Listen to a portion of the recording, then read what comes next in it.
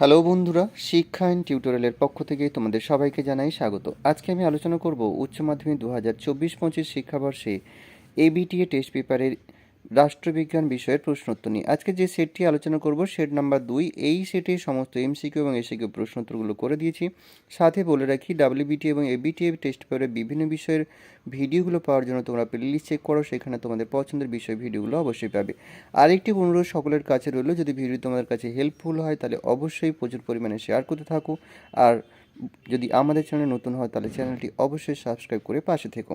দেখো, আমরা একের দাগের প্রশ্নগুলো দেখি। একের দাগের একের প্রশ্ন, ঠান্ডা লড়াইয়ের উৎস খুঁজে পাওয়া যায়। উত্তর হবে দ্বিতীয় বিশ্বযুদ্ধোত্তরকালে মার্কিন সোভিয়েত বিরোধের মধ্যে। পরের প্রশ্ন, ফুলটন বক্তৃতা দিয়েছিলেন। উত্তর হবে চার্চিল। পরের প্রশ্ন, ন্যাটো সদস্যভুক্ত নয় এমন একটি রাষ্ট্র হচ্ছে কিউবা। পরের প্রশ্ন, এইসের এটি সামরিক জোট হলো। উত্তর হবে সিয়াটো। পরের প্রশ্ন, সার্ক সদস্যভুক্ত নয় এমন রাষ্ট্র হলো চীন। ভারতের পররাষ্ট্র নীতির প্রধান স্তম্ভটি হলো। উত্তর হবে জোট নিরপেক্ষতা। পরের প্রশ্ন, সম্মিলিত জাতিপুঞ্জের সদস্য হওয়ার প্রতিটি রাষ্ট্রের পক্ষে। উত্তর হবে আবশ্যক নয়। পরের প্রশ্ন, নিরাপত্তা পরিষদের প্রধান কর্মস্থল নিউ ইয়র্ক। পরের প্রশ্ন, প্রতিটি সদস্য রাষ্ট্র সাধারণ সভায় সর্বাধিক প্রতিনিধি প্রেরণ করতে পারেন। উত্তর হবে 5 জন। পরের প্রশ্ন, সম্মিলিত জাতিপুঞ্জ ভেটো ক্ষমতায় নেই এমন রাষ্ট্র হলো। উত্তর হবে জার্মানি।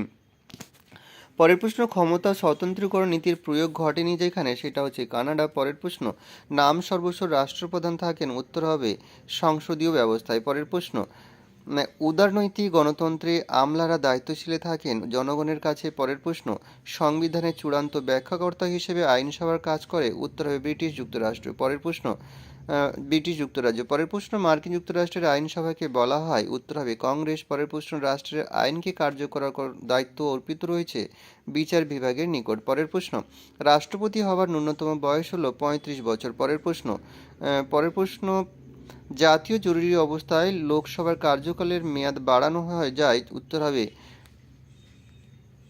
বিয়ের দাগের অপশানটি হবে। পরের প্রশ্ন, লোকসভায় কোরাম হয় মোট সদস্যের 1/10 উপস্থিতিতে। পরের প্রশ্ন, ভারতের সংসদের 2টি অধিবেশনের মধ্যে সর্বাধিক ব্যবধান থাকে। উত্তর হবে 6 মাস। পরের প্রশ্ন, জেলা পরিষদের প্রধান কর্মকর্তা হলেন। উত্তর হবে সভাধিপতি।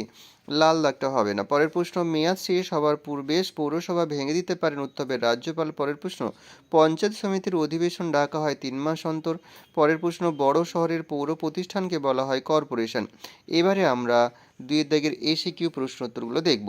দুইয়ের দাগের একের প্রশ্ন, মার্শাল পরিকল্পনা কেন নেওয়া হয়েছিল। উত্তর হবে দ্বিতীয় বিশ্বযুদ্ধের পরে 1947 সালে মার্কিন যুক্তরাষ্ট্রের সাহায্যে যুদ্ধবিধ্বস্ত ইউরোপীয় দেশগুলিকে অর্থনৈতিক দিক থেকে স্বাবলম্বী করে তোলার উদ্দেশ্যে মার্শাল পরিকল্পনা নেওয়া হয়েছিল। পরের প্রশ্ন, মেডো এর পুরো কথাটি কি। Middle East defence organisation. পরের প্রশ্ন, SALT-1 এর লক্ষ্য কী ছিল। 1972 সালে 26শে মে মার্কিন যুক্তরাষ্ট্র ও সোভিয়েত ইউনিয়নের মধ্যে হওয়া এই চুক্তির লক্ষ্য ছিল উভয় দেশের পারমাণবিক অস্ত্রাগার নিয়ন্ত্রণ, পরমাণু অস্ত্র বহনকারী ক্ষেপণাস্ত্রের উৎপাদন নিয়ন্ত্রণ এবং হ্রাস করা। পরের প্রশ্ন, ভারতে কখন এবং কোথায় জোট নিরপেক্ষ শীর্ষ সম্মেলন অনুষ্ঠিত হয়। ভারতে 1983 সালে দিল্লিতে। পরের প্রশ্ন, ওয়ার্স চুক্তি কেন স্বাক্ষরিত হয়েছিল। 1955 সালে 14 মে সাম্যবাদ প্রসার, জাতীয় নিরাপত্তা এবং অন্যান্য বিরুদ্ধ সামরিক জোটের প্রত্যুত্তরে সোভিয়েত রাশিয়ার নেতৃত্বে সমাজতান্ত্রিক দেশগুলির মধ্যে ওয়ার্স চুক্তি স্বাক্ষরিত হয়েছিল। পরের প্রশ্ন, বিগ ফাইভ বা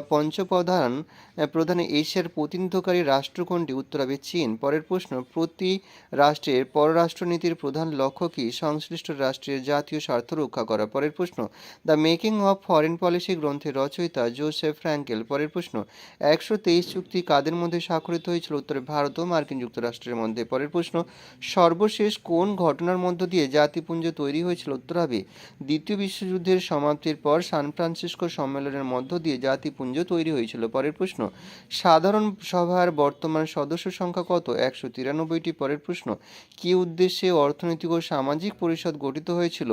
না, 1 নম্বর হচ্ছে সারা বিশ্বের মানবাধিকার ও মৌলিক স্বাধীনতা রক্ষা। 2 হচ্ছে বিশ্বব্যাপী অর্থনৈতিক, সামাজিক এবং পরিবেশগত সমস্যা নিয়ে আলোচনা করা। 3 হচ্ছে জাতিসংঘের বিভিন্ন সংস্থাগুলির কাজের সমন্বয় সাধন করা। পরের প্রশ্ন, জাতিপুঞ্জের কোন বিভাগ বিশ্ব পার্লামেন্ট নামে পরিচিত।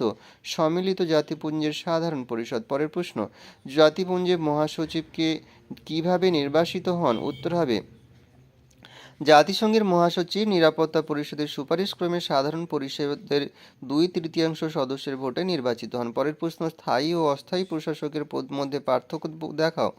স্থায়ী প্রশাসক দীর্ঘকালীন সময়ের জন্য নির্বাচিত হন আর অস্থায়ী প্রশাসক স্বল্পকালীন সময়ের জন্য নিয়োগ করা হয়। পরের প্রশ্ন, বর্তমানে আইনের সর্বপ্রধানের উৎস কি? উত্তর হবে সংবিধান প্রণীত আইন প্রণয়ন হলো আইনের প্রধান উৎস। পরের প্রশ্ন, সরকারের কোন বিভাগে আইনের ব্যাখ্যাকর্তা ও রক্ষাকর্তা বলা হয়? উত্তর হবে বিচার বিভাগ। পরের প্রশ্ন, ভারতের রাষ্ট্রপতির পদ শূন্য হলে কতদিনের মধ্যে নতুন রাষ্ট্রপতি নির্বাচন করতে হয়? 6 মাসের মধ্যে। পরের প্রশ্ন, কিচেন ক্যাবিনেট বলতে কি বোঝো?